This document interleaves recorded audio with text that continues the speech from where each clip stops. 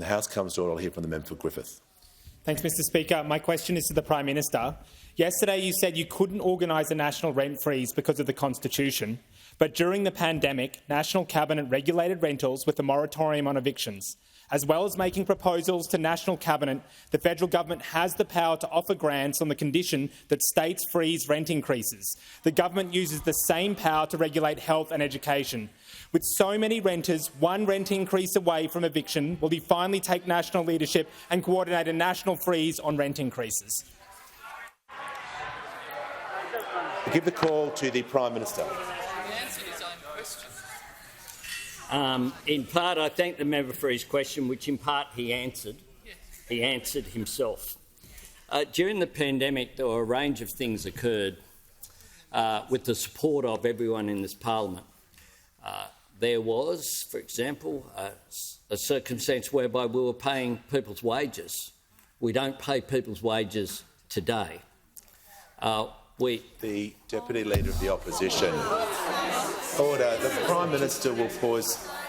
The Deputy Leader of the Opposition. Order. No. The Deputy Leader of the Opposition.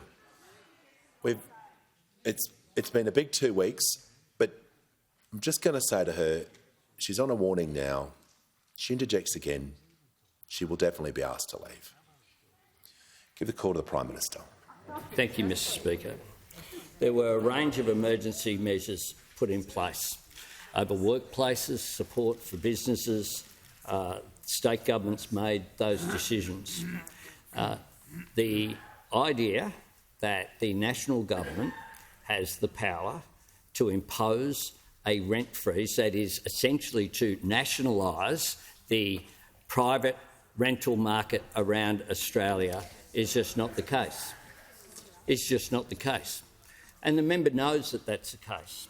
What we have is real solutions being put forward, and that is our National Housing Accord.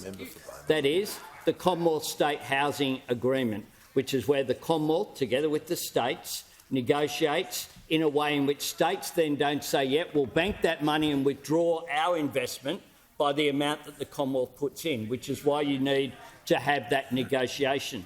This isn't an SRC. This is a national government. This is a national government.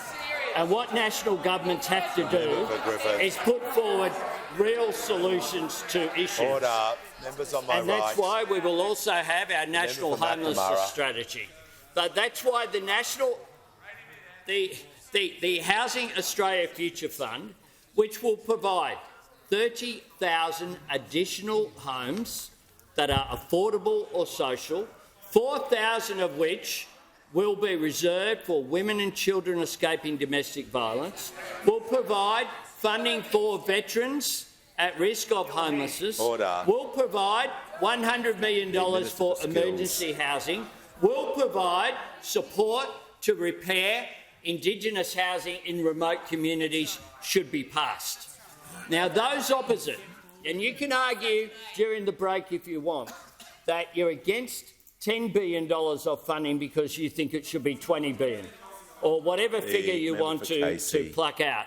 But the idea that you will support zero, which is what opposing this legislation will do, we will let members in your electorate know exactly that that's the case. That is exactly the case. So I'd say to the member and his colleagues, vote for this legislation and support it. Time has concluded.